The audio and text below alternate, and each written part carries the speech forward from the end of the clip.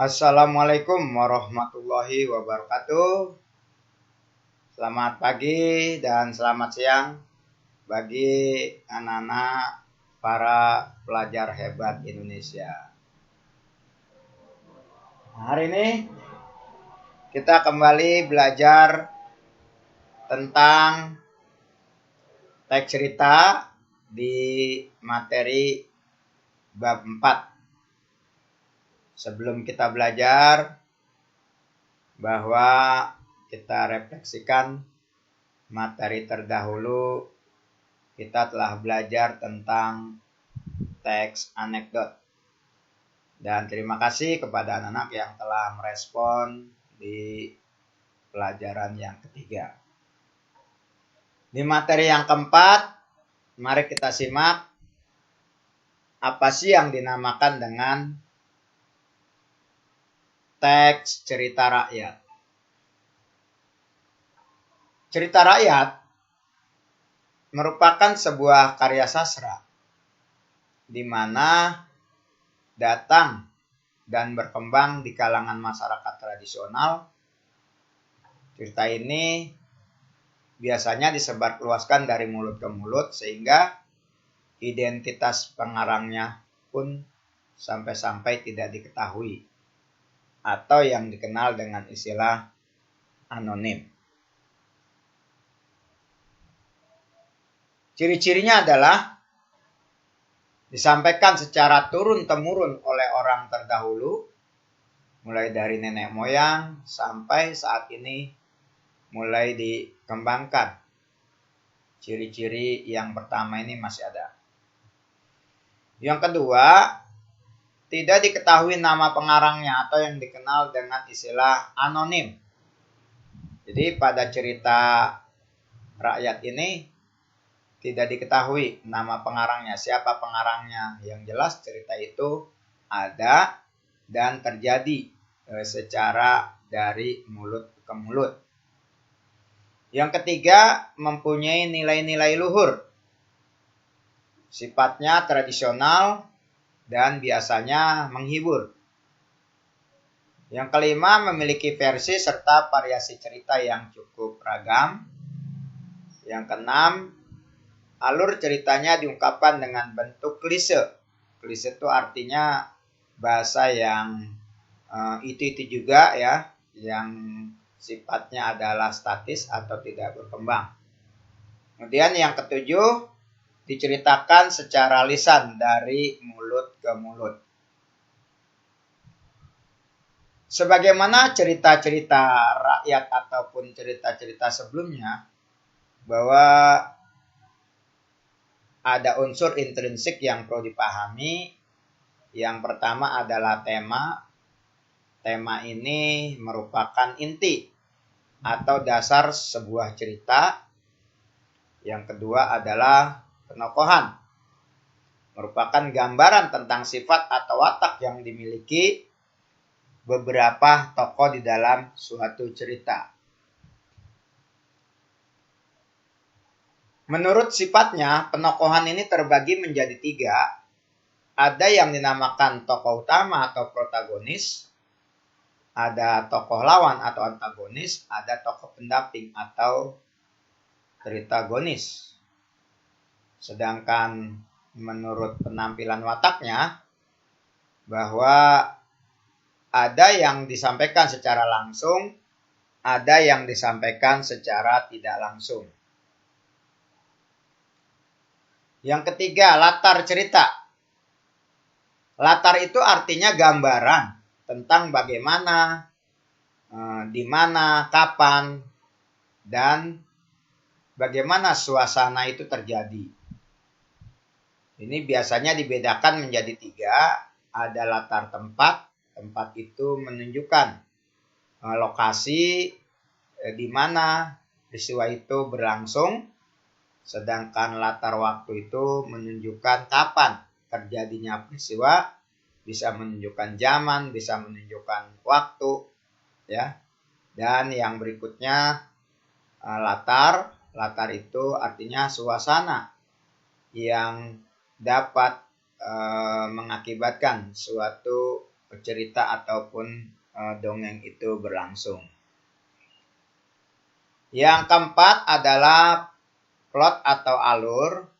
Alur ini merupakan sebagai jalannya cerita atau rangkaian peristiwa terbagi menjadi 3. Ada alur maju, alur lurus ya.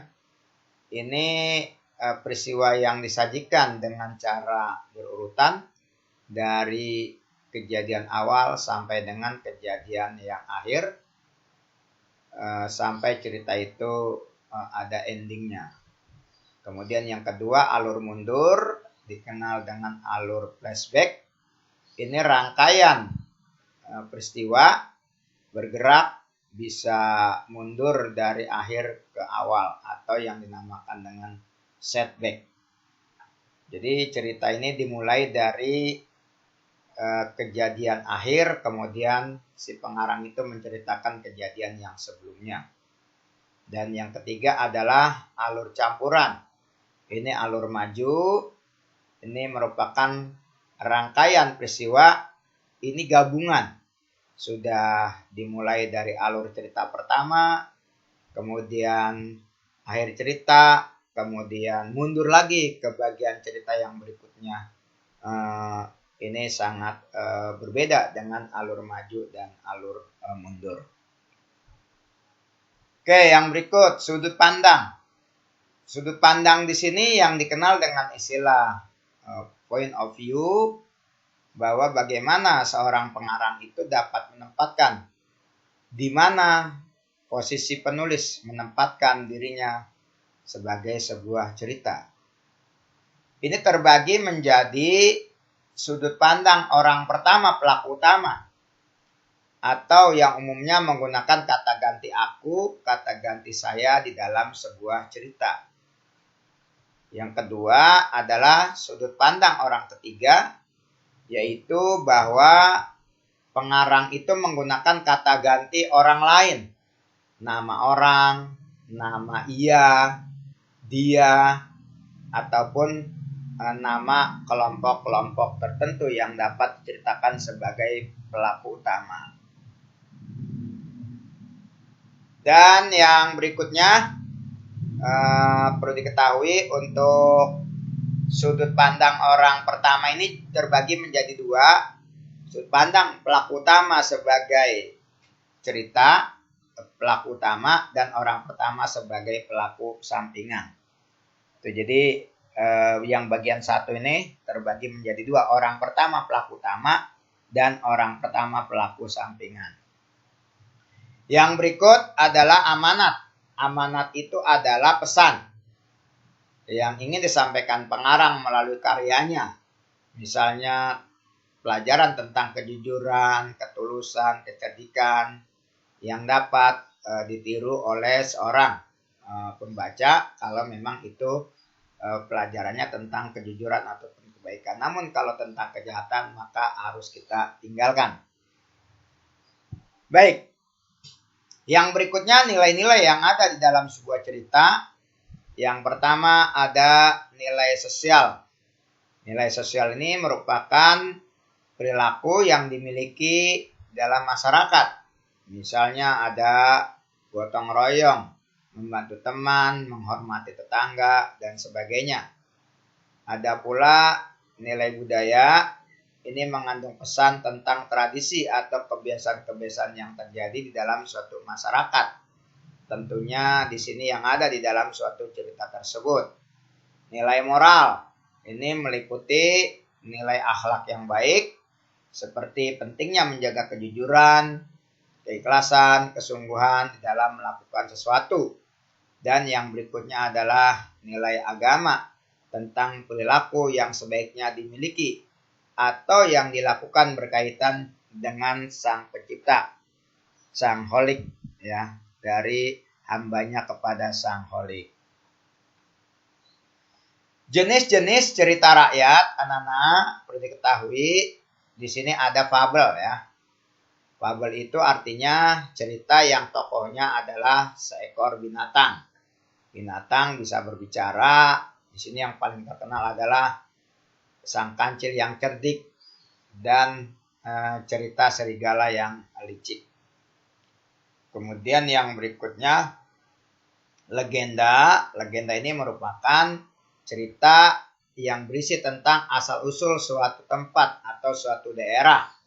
Misalnya asal-usul Banyuwangi, asal-usul Danau Toba, terbentuknya Gunung Tangkuban Perahu.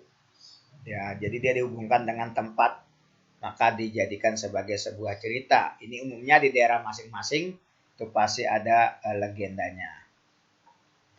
Yang berikut yang ketiga, pelipur lara. Ini adalah cerita yang sengaja disampaikan untuk menghibur hati seseorang. Biasanya cerita ini dipenuhi dengan fantasi atau impian yang menggambarkan keindahan dan kebahagiaan. Kalau di pelajaran kelas 8 ataupun kelas 7 di SMP ini ada yang disebut dengan cerita fantasi ya. Kalian tentunya sudah belajar. Kemudian yang berikutnya ada cerita jenaka, yaitu cerita yang mengenai kebodohan atau sesuatu yang lucu. Misalnya Pak Pandir, Pak Belalang, cerita Kabayan, Pak Lebay, dan sebagainya. Selanjutnya anakku, mite. Mite atau mitos itu cerita tentang dewa-dewi yang sifatnya sakral, penuh mistis, berhubungan dengan kepercayaan. Misalnya Nyi Roro Kidul, yaitu di Ratu Laut Pantai Selatan, Dewi Sri atau Dewi Padi, Hikayat Sang Boma. Kemudian yang berikutnya tentang Candi Prambanan ya. Kalau kita berada di Candi Prambanan, sepasang kekasih ya kan. Kalau berjalan-jalan bagaimana, biasanya nanti akan bercerai-berai. Kalau bertemunya di sana, biasanya nanti mereka akan langgeng hubungannya. Nah, itu dianggap sebagai cerita yang mitos saja. Kemudian sage, ini merupakan cerita rakyat yang isinya mengandung sejarah. Contoh adalah Damar Wulan, Ciung Wanara, Roro Jonggrang ya, itu di Candi Prambanan itu Roro Jonggrang, ada juga yang mengandung cerita mite dan sebagainya. Selanjutnya epos. Epos itu adalah cerita tentang kepahlawanan.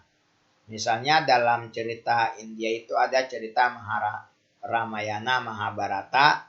Kemudian kalau di Indonesia itu ada cerita Prabu Siliwangi ya. Itu kita ketahui bagaimana ceritanya. Selanjutnya hikayat. Nah, hikayat ini adalah cerita yang mengisahkan tentang keluarga istana. Keluarga bangsawan yang terkenal pada zaman dahulu.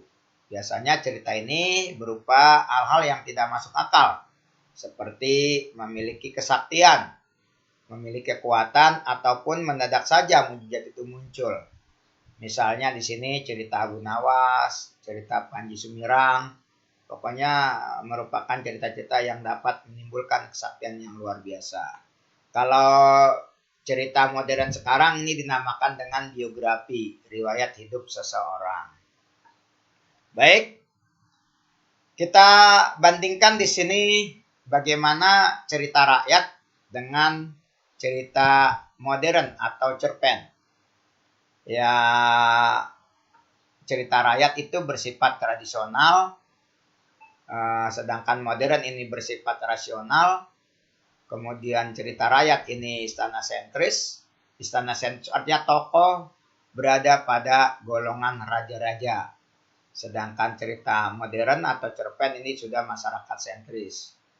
Kemudian yang ketiga, kehidupan dan tokoh-tokohnya juga dari kalangan istana, misalnya sang raja, kemudian pengawal istana, dan sebagainya. Sedangkan di cerpen ini sudah menggambarkan kehidupan sehari-hari seorang masyarakat pada umumnya. Berikutnya mengandung bahasa Melayu kuno atau klise, ada bahasa-bahasa yang memang sulit untuk kita pahami. Kalau di sini bahasanya sudah modern, sudah baku, disesuaikan dengan kaidah ragam bahasa Indonesia. Nah, yang berikutnya, yang kelima, ini anonim. Nama pengarang itu tidak dicantumkan. Sedangkan cerita zaman sekarang itu, nama pengarang itu wajib dicantumkan. karena ini sudah mengandung hak cipta. Jadi orang tidak boleh saling meniru begitu saja, baik itu judul, baik itu ide cerita, ini tidak boleh sama. Judul boleh sama, tetapi isi cerita boleh berbeda-beda. Namun yang dilarang, judul berbeda, tapi isi cerita sama, itu tidak boleh. Dan yang berikutnya, ini adalah pelaku, dia selalu sebagai orang ketiga, bahwa si pengarang ini tidak melakukan tempatnya sebagai orang pertama, sebagai pelaku utama, tetapi dia menempatkan sebagai orang ketiga. Kemudian untuk cerpen, ini ada orang pertama dan ada orang ketiga ya. Baik, itu saja anak-anakku materi kita pada hari ini. Dan selamat untuk tetap berjuang melawan pandemi. Dan saya akhiri, wassalamualaikum warahmatullahi wabarakatuh.